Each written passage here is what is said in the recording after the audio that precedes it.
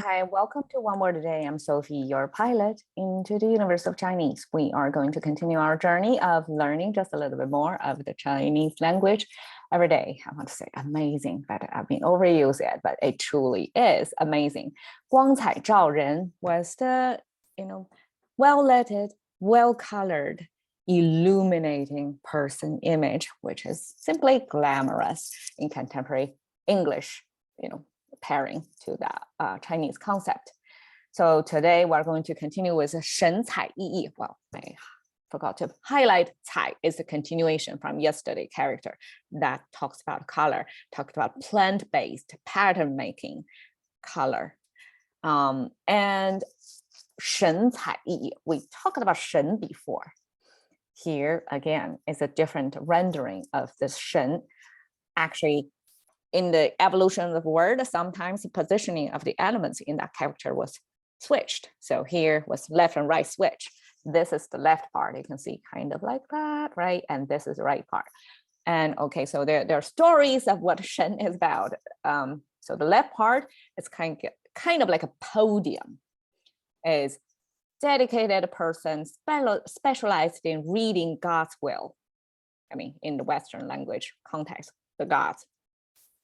Ancient people trying to decode what is meant for them for that year or for, I don't know, for this emperor. So some readers pretend to be knowledgeable, or I don't know, maybe they have a system of how to tell the meaning, the intention from the universe or the divine.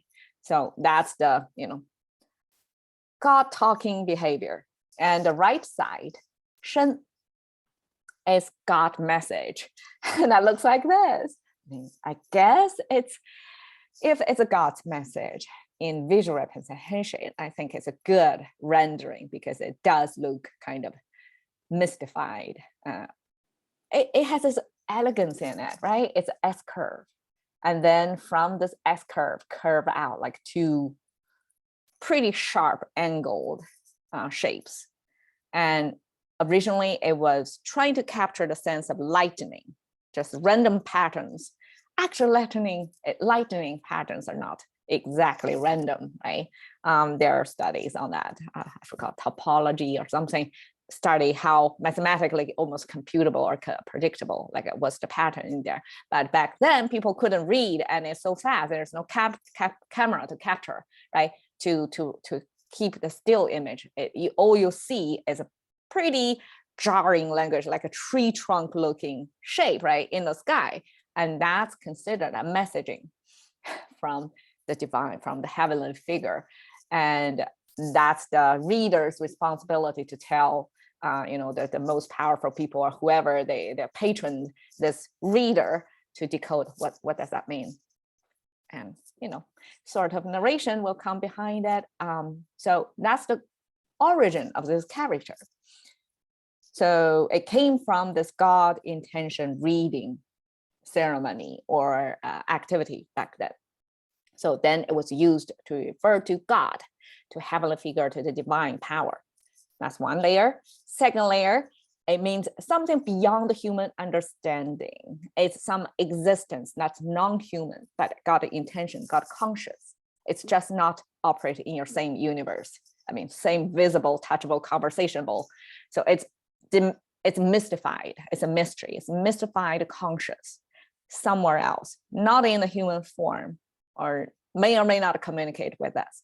So that's the Shen in a second sense. Sometimes we often use that second Shen, not the universal, like the creator, the source of this universe kind of Shen. Is probably eventually break down to smaller, specialized or localized Shen. It's like the Shen for the mountain, the Shen for the cooking, the Shen for the babies, or the Shen to get rid of the devils. So all kinds of specialized Shen. So we still use that. The third layer is the temple, the intention, the consciousness within you, individuals, humans. Like we also have our Shen with us. That's the intention. Like we may not be divine, like the whole universe under our own will, right? We're not like that. We're just responsible for our own self, contained with this body That's the shen, the third layer, like your own consciousness and your own intention. And I think to simply put it as soul, that's understandable for us, right? So that's individual human soul. And soul color. Can you see the color of the soul? But Chinese have such an expression to put their 神采, the soul color, and then 意义. Okay, 意义 comes from this character, and you can see it's almost looking similar. So it's a human figure. So we have this human figure. That's a very abstract, simplified, generic human figure, right? But here is more detail, a fleshed out human figure. So you can see two legs standing tall, and the arms spreading out, kind of like that, and the head on top. You can see that visually good representation of human as well. And because, okay, so this is this, right? So I often describe it as starfish positioned human figure. So your arms spread out, your legs standing tall. So that's your maximum span in space. And so that's my interpretation of how it becomes the meaning of big or great. And then 意义, it's a funny thing that before I even checked, I have no idea what that is. But you can see here, this structure, the spread out arm and the head, two legs, kind of similar to the bottom, right? Except there is this connector at the bottom. So the leg, instead of separated like this or like this, the leg kind of used to connect it and then have a kind of a wide stride over there. But here, there's two curved lines. So when Chinese place a dot somewhere, it's not random. Sometimes that dot is an indicator of the location. So what do you see of this location? So here's the head, the trunk, or the torso, the two arms, and then you have two pointing over there. It's armpit. Okay, imagine Chinese come up with armpit depiction like that. It makes total visual sense, right? And we call it an E. And this armpit, because I don't know how much significance, like a culturally significant it is, like people would need to create a word for that particular location, or how people can use that to refer to that in their everyday language, right? But eventually this EE becomes a connector word that has nothing to do with armpit, but I do have a connection that we can help us to memorize, probably to relate to why two armpits becomes also. In English, we have this, okay, on the one hand, you have a so-and-so situation. On the other hand, we have another so-and-so situation, right? So one hand, another hand is an English expression of laying out 2 points. So because we know that you have two hands. So when you say on the one hand, you say, okay, one side of a story, and then on the other hand, another side of a story, you are expecting 2 points coming out at you, right? That's how we use the hand symbol. But here, we use the armpit symbol to say, okay, on the one armpit, you have a situation. On the other armpit, you have another situation. Same thing. So when we say yi, that means, okay, 2 points are coming at you because you have two armpits. Relatable, right? So we have this armpits sitting on top of this widespread starfish human figure, which means big. It is the sound maker, okay? It is sound maker, and this is the meaning maker. So the base of the meaning means big, something big, and with armpits, big.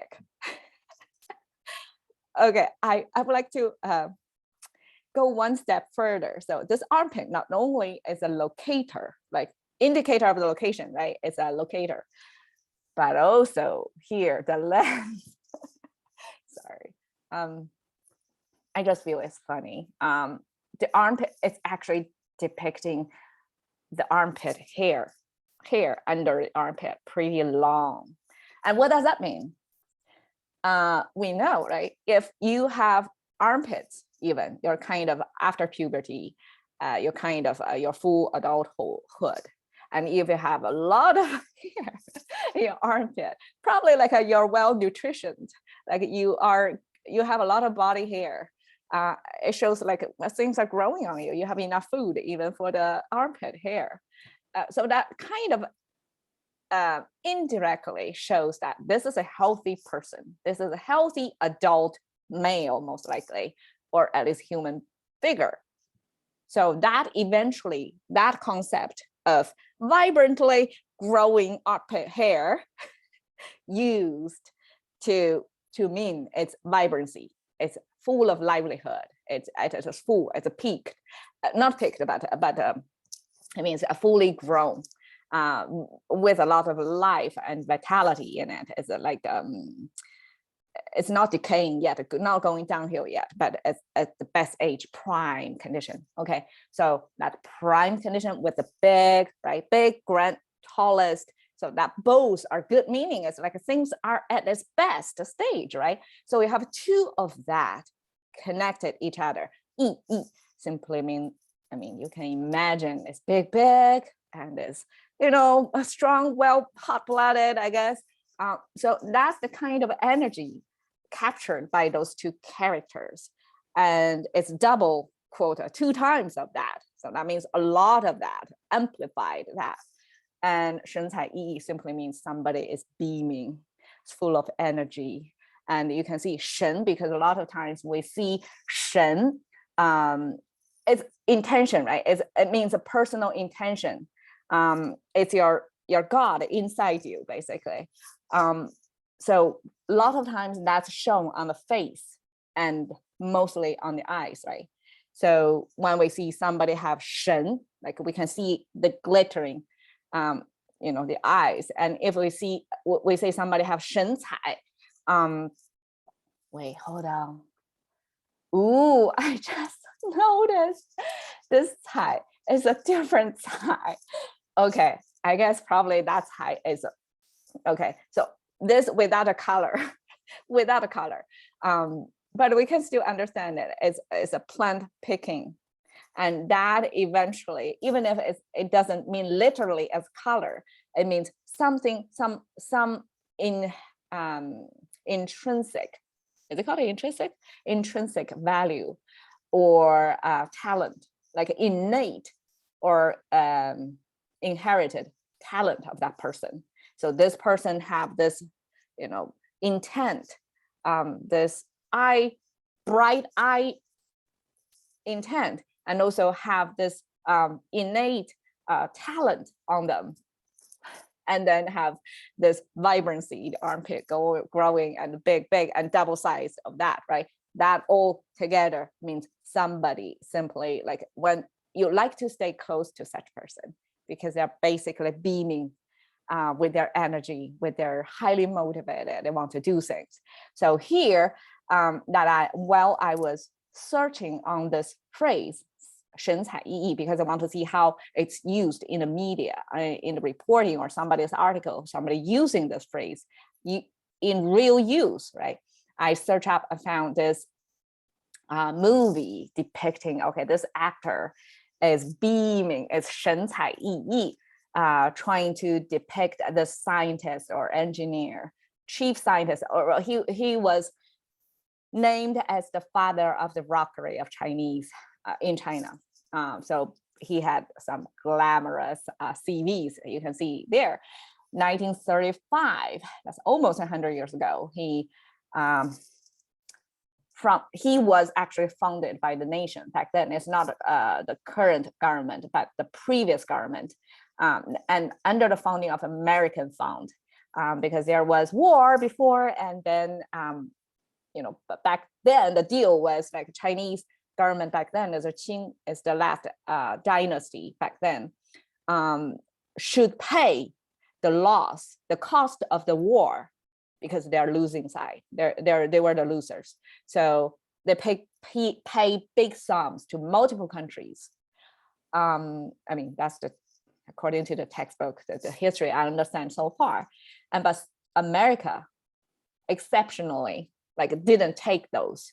Instead, they reinvest and donate that money back to China as an educational fund to support young Chinese scholars to go to America mostly to learn from America.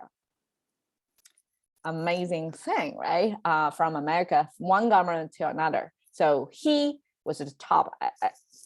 You must admit, whoever got nation, like state funded from American money, educational fund are the top, the best and brightest in China, right? So he was picked back then, and 1 year got a master's degree at MIT, 3 years got doctor's degrees in Caltech. And this, mind you, is rocket science. It's not some easy major. This is some heavy lifting STEM, core STEM, hardcore STEM major. And eventually he became one of the founders of JPL, Jet Propulsion Lab. So that's the kind of American government's response to Germany's rocket science foundation back then. So Americans kind of hurry up, they have to build their own rockets. So in 1945, that's one bright moment of his life, I guess. He was sent, he was good enough, I guess. He was trusted and good enough, smart enough to visit Germany behind the Allied place. So it's safe, but still it's like, actually, I think it's on the other side. So not fully controlled, but he was like undercover. No, I don't get my story right, but with a certain risk, I guess. He went to the front line, close to the front line, either on the occupied side or the other side, the enemy side, that he was able to go visit and scout out like what's happening over there and find out their system to build their rocket science center or lab. That's why he was able to, he was equipped with knowledge, with experience, what he saw, his observations from what happened already a foundation over there in Germany, and did it again, found one of the co-founders in JPL. Okay, JPL in Pasadena. Wait, is it in Pasadena? Well, somewhere in California, in Los Angeles, one major rocket science center, a lot of bright people over there. So 1945, Germany, but something happened afterwards. Like, okay, at the end of the Second World War, right? That's the rocket science germinating. Wait, it's German, oh my goodness, germinating in America, right? Government founded activities, a quick development of there. But by 1950s, McCarthy, like this communism and free market, the two camps start to form. And then communism becomes something that America became super sensitive to, right? So that's when he was suspected as somebody who got in touch with the communist. At that time, 1949 was the foundation of the communist China regime of there. So by 1950, he was suspected to be in touch with the Chinese. So he was kind of put into prison, and then all that drama of the ideology conflict, and also the espionage, and this involves with the top secret classified science going on, and the bright China born but American educated scientist. So quite a drama. So this actor was trying to depict the story. And by 1955, after 5 years, he was displaced after prisoned. And then he was displaced and wasn't allowed to get hand of any of the classified research anymore. So as a scientist, and probably in his best years, he was so fast in getting through the institutions to get his degrees. He must be pretty gifted and hardworking, and that's his best years. He couldn't work on his stuff, so he repatriated. So say goodbye to America, kind of like disheartened by how he was treated over here. And then he became the founder, one of the founders, the spearhead figure over there. Like he got full knowledge. And of course, like he didn't see the later evolution of the technology so he got the gist, right? He got a foundation, and he got back to China and built the whole Chinese rocket science industry, aerospace industry was on him. So, and you notice his lifespan, 98 years. So smart in science, smart in life as well, I guess. And he was a survivor, somebody who lived up to 98 years through all that turbulent time in both the US and China. I mean, if you're interested in reading to his, I don't know if he has a biography written, but he was quite a figure who contributed to both countries in his lifetime, and he was able to navigate through the turbulence in both countries, and I mean, you can imagine, and still contribute to make a huge impact on both countries. All right, so that's I think a good application of this 神采奕奕, because that's scientists who has a strong sense of what they want to do. They have a goal in their mind, they are on a mission, and they're talented, they're trained for so many years, and they're highly motivated, and you can see in their eyes they have that glitter, they have that 神, that intent, that godly intent, almost like a divinity on them, and that they kind of beaming out and show this grandeur, this beauty around them. So that's a kind of 神采奕奕.